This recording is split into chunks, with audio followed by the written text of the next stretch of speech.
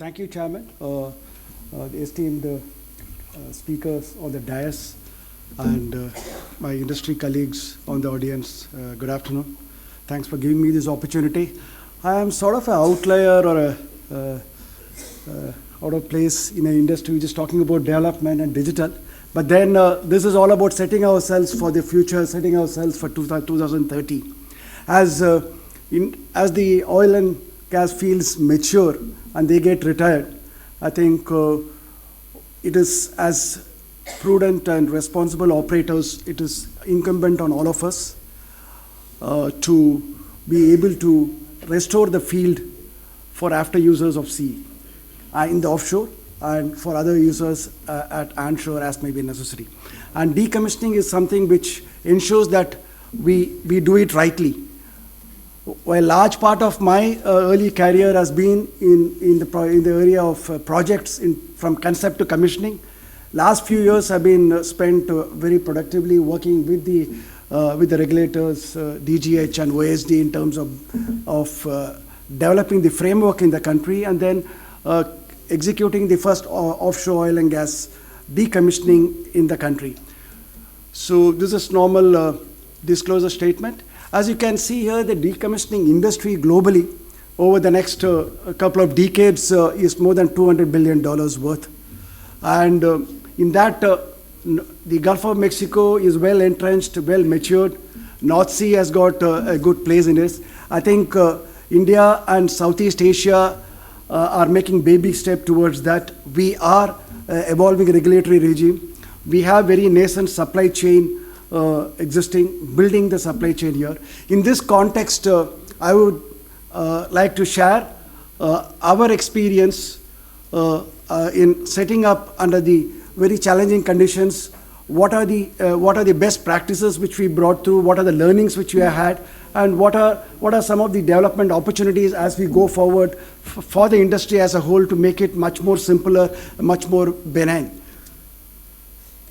So the framework when Tapti, the field where Shell was operating as a joint venture along with ONGC and Reliance, was achieving cessation of production somewhere around 2013 to around 2016. That is when we realized that regulatory regimes in the country are very, very rudimentary in nature. And that is when we worked along with the regulator in certain terms of initially setting up the Tapti Abandonment Working Group report and then following it up working with the DGH and MOPNG who gave us very good support in developing the site restoration guidelines that provides the broad framework for the industry as a whole, both offshore and onshore. And it has got gazetted in 2018, and that provides the framework. So that's largely the assess field or assess stage of the project, we can say, for the decommissioning. So with that, we had the framework in place, we had the options which we do, which you can see on the screen. And then we brought in the best practice of the comparative assessment process. So while screening the options which we have on the table, it's very necessary for us to be very objective, very transparent, more so when we are going to involve, have more stakeholders much outside our very limited organization, when we're going to have the stakeholders like the Department of Fisheries, Ministry of Defense, Ministry of Shipping. So it was necessary to bring in a very objective, transparent process. We adopted the industry's best comparative assessment process. We brought in the criteria which are required for screening the process and brought about a very complex mix of qualitative and comparative assessment process, and were able to bring down the final process which we have to adopt under a decommissioning plan. And that decommissioning plan was the first one in the country which got approved by the DGH and OSD, and that provide us the platform to get into the define phase. While in the development phase, the defining is all about bringing about as much definition into the concept which we want to do. In a decommissioning phase, it's totally the reverse. We wouldn't want to define. We would want to allow all the hows of it to be done by the contractor. We just define the what. So what it is in the define phase for a decommissioning project? Define phase is all about bringing down the risks and the uncertainty for the contractor who is going to execute the project. So data, that's what all about. Try to acquire as much data as possible. Try to authenticate as much as-built information which you have. You have a legacy of 25, 30, 40 years of operation. Bring the authenticity in that. That brings down the uncertainty and brings down the pricing which the contractor puts for all the risk which he sees there. So that's one of the very early things. And also engage the contractor at a very early stage and bring him up to speed about the nature of the job, the uncertainty around it. In terms of onshore fields, the kind of regulatory requirements which are there to secure the permits and consents, handhold him, support him. These are pretty intense and pretty time consuming them.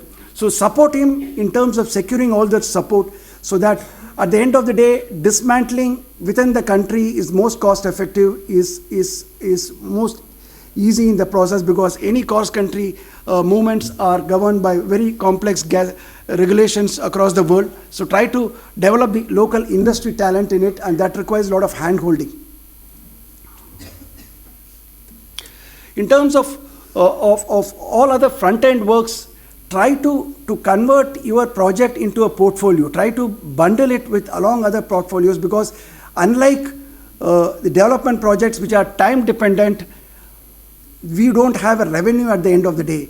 The schedule is not a driver. Project trinities, which are cost, schedule, and quality and safety, of course. Your schedule is a variable which goes away from the project. Try to bundle them with other projects which are there in the horizon. Bundle them with development projects, because the biggest costs are driven by the high-cost marine heavy lift vessels which you bring to the offshore. Try to bundle them with other development projects, bundle them with other decommissioning projects, bring down the cost significantly. So these are some things which can bring down the cost to a large extent. In terms of efficient execution, select the right contracting strategy. Don't impose your preferred contracting strategy onto the industry. Acquire the market intelligence, allow the contractor to do the things which he is best placed to do. So while end-to-end having a equivalent to an EPIC contract in a decommissioning world, it is called EPRD, which is Engineering, Procurement, Removal and Disposal. That might be the preferred one from an operator point of view, because you are shifting all your responsibility to the contractor. But then that may not be the right way for the contractor. He may put a lot of risk money. There may be resistance. So understand the market and have the contract that suits the industry. Try one size fits all is not, it doesn't work good. Try to understand the risk in the project. Try to bring in innovative concepts and the technology which will bring down the risk. Use, for example, when there is a diving intervention, try to use ROVs where you can use. Try to bring in some remote cuttings to the extent where it is possible. But these are all technologies which you need to see what fits into your scheme of things largely. So some of the technologies which we use are examples here, but not necessarily it will be good for each one of you. Some of them is diamond wire cutters. We were able to cut the pipelines and the jackets very efficiently and very remotely with minimum risk to the divers. Shear cutters are things which high energy release are managed by means of shear cutters. Internal abrasive cuttings we are able to do by lowering these cutters through the piles. You don't have to deploy the divers into the sea. So that brings down the cutting time significantly and also brings out safety in execution. So these are some technologies which you can use best fit as you may seem necessary.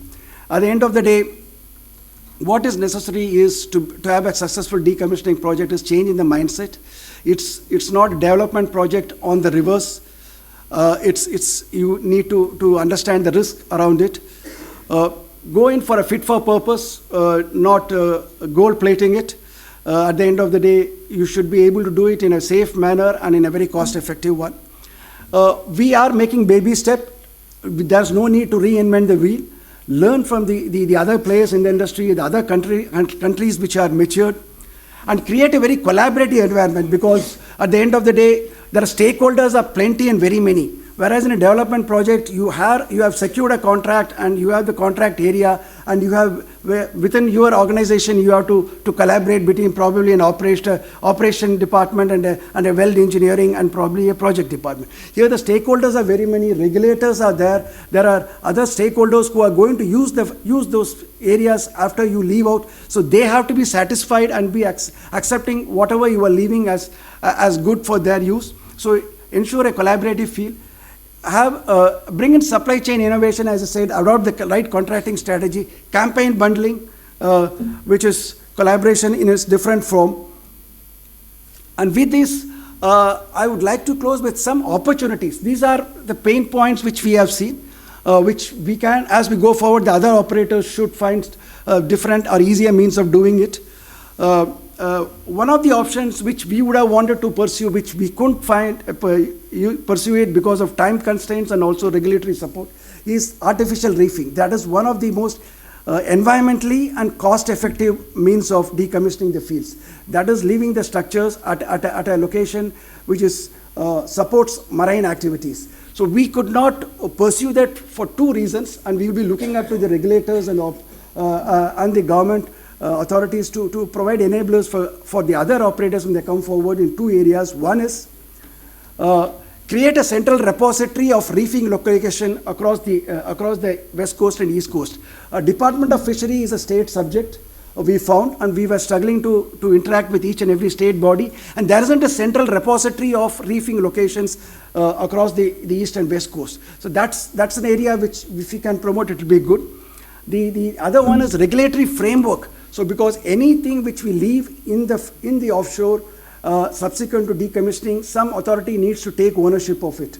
So it will be good if we can create a regulatory framework to identify the nodal authority which can take over the responsibility of maintaining that reefing locations once we leave there, and provide a sustainable way of that authority being funded. A Gulf of Mexico model is a very good one, where 50% of the cost saving which the operator makes is contributed to this authority, which has the funds to maintain this. That's a good way. And the other suggestion would be is like some basin in Gulf of Mexico. If we can have a central nodal agency which supports the operator in getting all the approvals, because you will know that the site restoration guidelines requires the operator to consult various authorities like Department of Fisheries, Ministry of Shipping, Defense. So it has been a pretty challenging one for the operator to go to each one of these authorities and explaining and bring them up to speed. If a nodal authority, probably the likes of OSD, can go hand in hand along with the operator, it eases the process quite a good extent. So that is something probably you can consider as a suggestion to take it forward. And then we need to develop more matured Indian yards which can take up these dismantling. And all these things will encourage the operator to bring in the innovative solutions and de-risk the whole project. So with that, I think we have done quite a bit of collaborative work with the regulator. I would thank the regulator for in our journey so far, and we have many more miles to go. And we would want to set a benchmark for other industries to other operators in the industry to follow. And we'll be more than happy to share our experience offline also if required for the other operators. Thank you.